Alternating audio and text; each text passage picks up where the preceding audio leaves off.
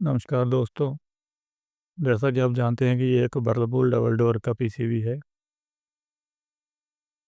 तो इसके 2 सर्किट हम पहले ही जो है वो देख चुके हैं। हमने देखा था कि यहाँ पर हमारा ऑटो कप्लर लगा है 50 हर्ट्ज़ को सेंस करने के लिए।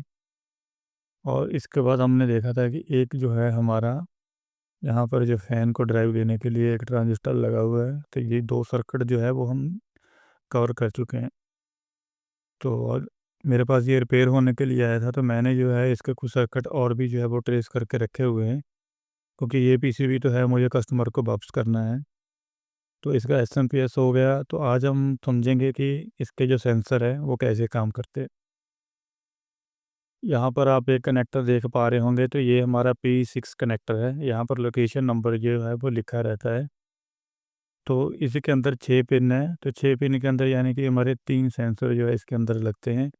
और तीनों सेंसर के लिए अगर आप देखेंगे तो तीन रजिस्टर यहाँ पर है हमारे पास पॉजिटिव से। और हमारी एमसीयू जाती हैं वो रजिस्टर हमारी यहाँ पर लगी हुई हैं, ये 3 रजिस्टर हमारी यहाँ पर।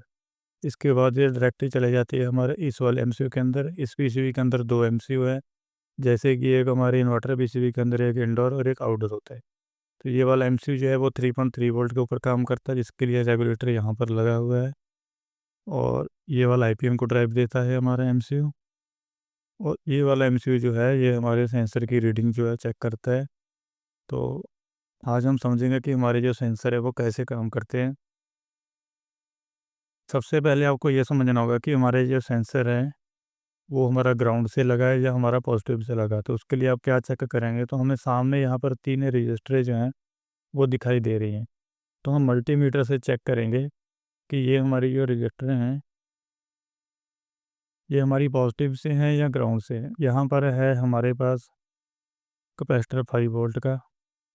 इस पीसीबी के अंदर जो है कैपेसिटर की वैल्यू अलग अलग होती है, तो मैं वीडियो के अंदर भी इस वीडियो के अंदर भी मैं स्क्रीनशॉट जो ऐड कर दूंगा, ताकि आपको पता लगे। अगर यहाँ पे BH लिखा है तो इस कैपेसिटर की वैल्यू क्या होगी, अगर यहाँ पर J लिखा है तो इस कैपेसिटर की वैल्यू क्या होगी। तो यहाँ पर है हमारे पास 5 वोल्ट और यहाँ पर है हमारा इसका ग्राउंड। तो पहले सारी पिनें हम चेक करेंगे कि हमारी कौन कौन सी पिनें ग्राउंड से हैं। अगर आप देखेंगे तो ये वाली पिन एक ग्राउंड है, उसके बाद एक पिन छोड़ने के बाद फिर से ग्राउंड है, एक पिन छोड़ने के बाद फिर से ग्राउंड है। यानी 3 पिनें को हमारी ग्राउंड की यहाँ पर ग्राउंड जो है वो डायरेक्ट दिया गया है। अब हम चेक करेंगे कि 5 वोल्ट के साथ में। अब यहाँ पर है हमारे पास 5 वोल्ट और हम इन पिनों के ऊपर चेक करेंगे। तो अगर आप देखेंगे तो 5 वोल्ट जो है वो डायरेक्ट नहीं है, क्योंकि ग्राउंड तो डायरेक्ट दे दिए गए हैं। अब हमारी जो रजिस्टर हैं वो हमारी होंगी 5 वोल्ट से, तो हम इन्हें भी चेक कर लेते हैं। ये हमारी रजिस्टर लगी हुई हैं, तो ठीक है, ये रजिस्टर हमारी 5 वोल्ट से है। और ये दूसरी,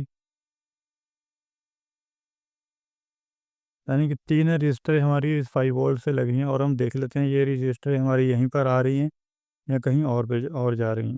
तो फर्स्ट पिन तो इसकी ग्राउंड थी, हम देख चुके हैं। तो यानी कि ये दूसरी पिन यहाँ पे आ गई। उसके बाद हम दूसरी रजिस्टर चेक करेंगे, तो वो यहाँ पे आ रही है। उसके बाद ये लास्ट वाली रजिस्टर हमारी लास्ट वाली पिन में आ रही है। अब हम जो है बोर्ड के ऊपर समझेंगे कि ये हमारा जो यहाँ पे सर्किट बना हुआ है सेंसर का, ये कैसे काम करेगा। जब हमारे रेफ्रिजरेटर के अंदर कूलिंग होगी तब हमारे एमसीयू को वोल्टेज जो जा रहे होंगे डिवाइडर के, वो धीरे धीरे कम होंगे या ज़्यादा होंगे, जिससे हमारे रेफ्रिजरेटर के अंदर कितना टेम्परेचर है ये एमसीयू को कैसे पता चलता है। तो वो हम जो है बोर्ड के ऊपर समझेंगे। अब आपको ये याद रखना है कि P6 यहाँ पे कनेक्टर जो लगा हुआ है, ये यहाँ पर हमारे 3 सेंसर जो हैं वो लगते हैं। तो यहाँ पर मैंने सर्किट को जो है वो ट्रेस कर लिया है। सर्किट कोई ज़्यादा बड़ा नहीं है, सर्किट बहुत ही छोटा-सा है और वीडियो बहुत छोटी-सी ही होगी। लेकिन आपको जो है ये 2 बार 3 बार जब तक आपको अच्छे से समझ में ना आए, ये वीडियो आपको देखनी है। यहाँ पर है हमारा P6 कनेक्टर। यहाँ पर हमने देखा था कि इस कनेक्टर के अंदर हमारी 6 पिनें हैं। 3 पिन के ऊपर हमें ग्राउंड जो है वो डायरेक्ट मिल रहा था। और यहाँ पर है हमारे पास 5 वोल्ट। 5 वोल्ट से हमने देखा था कि हमारी 3 रजिस्टर लगी थी। पीसीबी के अंदर इन रजिस्टर का कोई भी लोकेशन नंबर नहीं है, लेकिन वैल्यू जो है वो चेक करने पर मैंने देखी है कि ये 9.1 किलो ओम की जो है तीनों रजिस्टर सेम वैल्यू की हैं। तो 5 वोल्ट से ये तीनों रजिस्टर हमारी लगी हैं और आ जाती हैं हमारे इन 3 पिनों के ऊपर। तो अगर हम दोस्तों यहाँ से समझें, जैसे हमारी ये रजिस्टर लगी है 5 वोल्ट के साथ, तो ये हो गई हमारी R1, यानी कि हमारा जो सेंसर है वो इन 2 पिनों के बीच में लगेगा। यहाँ पर मैंने बना रखा है एक सेंसर। व्हर्लपूल के अंदर ज़्यादातर ये सेंसर जो होते हैं वो 25 डिग्री के ऊपर 2 किलो के होते हैं। 2 किलो से लेके 2.2 किलो ओम तक ये हो सकते हैं। तो 25 डिग्री पर ही ये सेंसर बनाए जाते हैं, तो इनकी असली वैल्यू जो है 25 डिग्री टेम्परेचर पर ही जो वैल्यू इनकी आती है वो ही इनकी ओरिजिनल वैल्यू होती है। तो यानी कि इस सेंसर को जो है हमने ग्राउंड एक डायरेक्ट दे दिया है इस पिन से, और जो हमारी 5 वोल्ट से रजिस्टर लगी है वही वाली पिन एक हमारी सेंसर के साथ में लगेगी। तो इन 2 पिनों के बीच हमारा सेंसर लगेगा, तो ये तीनों सेंसर हमारे सेम ही लगेंगे। तो मैंने तीनों की जगह यहाँ पे एक सेंसर बना रखा है क्योंकि तीनों सेम ही बनेंगे। और ये हमारे चले जाएंगे एमसीयू की 30 नंबर पिन, 33 नंबर और 21 नंबर में।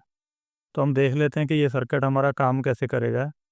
अब जैसे सेंसर हमने यहाँ पर ग्राउंड से लगाया हुआ है और 5 वोल्ट से हमारे पास 9.1 किलो ओम की फिक्स रजिस्टर है, और ये एक एनटीसी सेंसर है। एनटीसी सेंसर जैसे कि हम पहले भी डिस्कस कर चुके हैं कि अगर जितना ही हमारा टेम्परेचर डाउन होगा यानी कि ठंड बढ़ेगी तो इसकी वैल्यू भी बढ़ेगी। अगर जब ये सेंसर गर्म होंगे तो इसकी जो रेजिस्टेंस है वो कम होगी, क्योंकि ये एनटीसी सेंसर होते हैं हमारे। चाहे वो एसी हो चाहे वो फ्रिज हो, उनके अंदर एनटीसी सेंसर ही यूज़ किए जाते हैं। Negative temperature coefficient.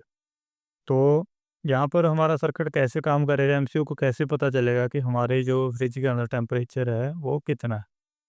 तो एक बार हम क्या करते हैं कि हम डिवाइडर से ही, जो यहाँ पर हमारा डिवाइड बन रहा है इस पॉइंट के ऊपर ही हमारा डिवाइडर बनेगा। अगर आप देखेंगे तो डिवाइडर से ही एक 1 किलो ओम की रजिस्टर लगती है यहाँ से। तो ये आ जाती है हमारे एमसीयू की, तीनों के ऊपर जो है 1 किलो ओम की रजिस्टर लगी हुई है। जब हमारी रजिस्टर, हम जानते हैं कि एक रजिस्टर हमारी पॉजिटिव से हो जाए और एक रजिस्टर या सेंसर हमारा ग्राउंड से हो जाए, वो दोनों पॉइंट के ऊपर जहाँ पर आके मिलते हैं वही हमारा डिवाइडर का पॉइंट होता है। तो उसी डिवाइडर पॉइंट से जो है एमसीयू को एक 1K की रजिस्टर लगी गई है यहाँ पर, जिसका लोकेशन नंबर है R320, और 21 नंबर पिन के ऊपर चले जाती है। तो एक बार हम 2 किलो ओम के हिसाब से ही जो है यहाँ पर डिवाइडर के जो वोल्टेज है वो निकालेंगे। डिवाइडर का फार्मूला मैंने यहाँ पर लिख रखा है। तो R2 अब हमारा ग्राउंड से लगा हुआ है सेंसर डायरेक्ट। तो यानी कि R2 जो हमारा वो सेंसर होगा, तो सेंसर की हमारी वैल्यू कितनी है, अगर आप यहाँ पर जो भी रजिस्टर लगाएंगे आपको उसी रजिस्टर से कैलकुलेट करना है। हमारे पास है 2 किलो ओम। R1 हमारी जो रजिस्टर है जो ग्राउंड से लगी हुई है, तो नीचे हमें R1 और R2 को जो है वो प्लस करना है। तो R1 हमारे पास 9.1 किलो ओम है और R2 हमारे पास है 2 किलो ओम।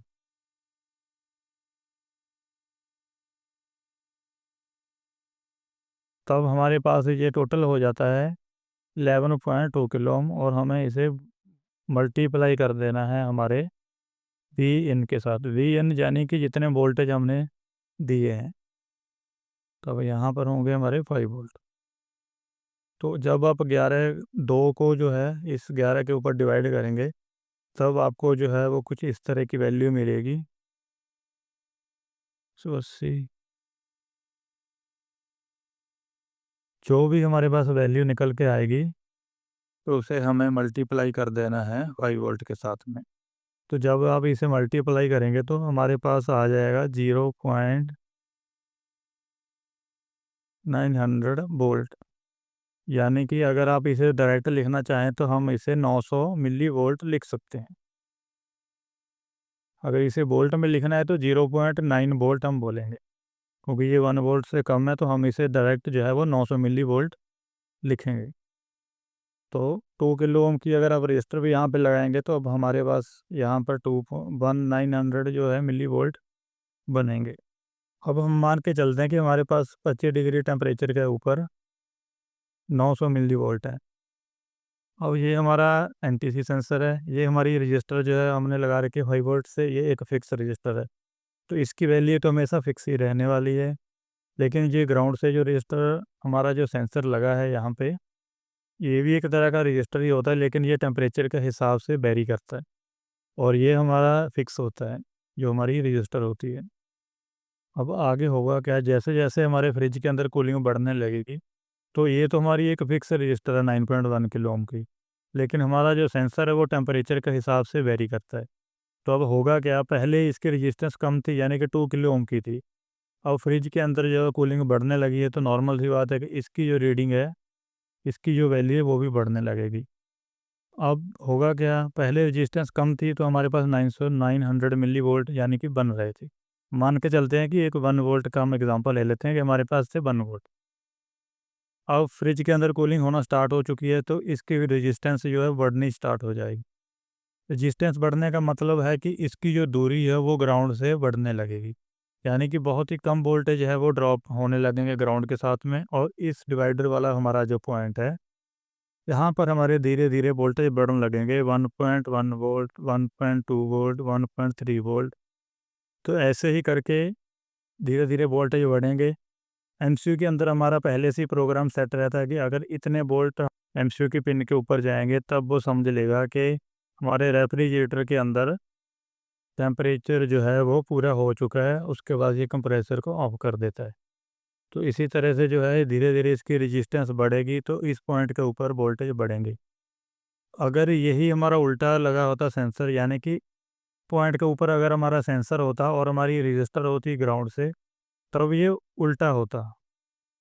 तब यहाँ पर दोस्तों क्या होता, मान के चलिए अगर सेंसर हमारा 5 वोल्ट से लगा होता, तो होता क्या, अगर यहाँ पहले भी 5 वोल्ट या 1 वोल्ट होते, तो होता क्या, अब जैसे जैसे इसकी रेजिस्टेंस और बढ़ेगी, तो इस पॉइंट के ऊपर जो वोल्टेज है वो धीरे धीरे और कम होना स्टार्ट होते।